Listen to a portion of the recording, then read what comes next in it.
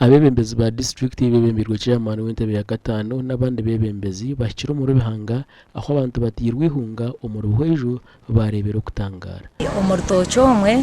mbire nyinemu ebitoke ebimbe ninza kwihamwe sente ezo kwirebera kurehereza omwana wanje school fees okuza ishemero abenaza futandi ku mwaka gwa gatano konka ndi yonso birwe dotoro yona na 580 agona maka agashyirwaho ikigwerereze cyo kandi nkukuwiza chairman kutuhumuruza twakwakira kandi twakukunda aba bacwire mu kuza kwandikira ofisi erukora ahabigwerezi okureba ngo abantu aba batunga uko bahwerwa so nabwo echo nayuhoreza timu eya ebemberwa muhindisa wanyu wakunuya n'aba district ngo bije ba capturing report ibintu byanyu kubyasiskira amajoga agenzere emisere yasiskire so batunge status watere emyani y'abantu nangwa guhitamo n'amatungo empono z'abantu zafa emisiri yona yaho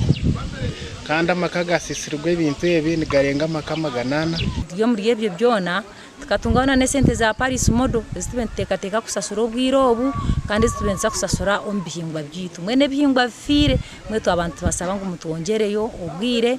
ekigwereze ekigubeguryo mu rundo rwo kubanza kubaho umucwekeke umuganda makuru hariho okweraricara omurubu ya Gampu Muderya Ntonde ahawishomero rya government area St Joseph Buyaga Primary School omurimpu mu district ya Ntonde okutwarwa umuyaga abana bashaba ministry y'ebigwerezi okubahwera rawuche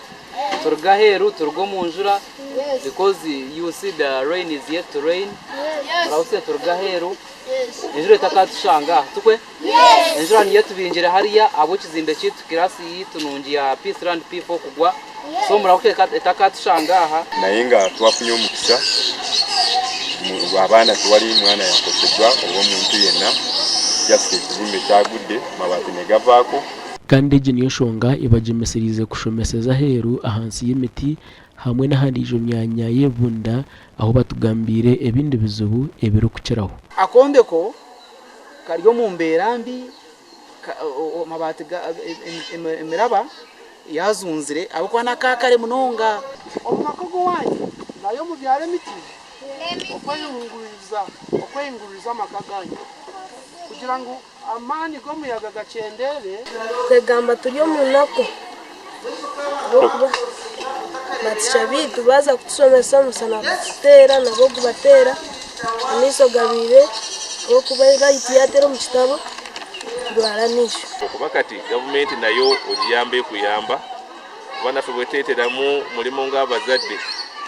wa government ebyayo tebitambulira ku speed binzo kutwala yakadde nga ate abaana tebalina we basomera gasha kwa Juliet Charles Ima na Sandeke William.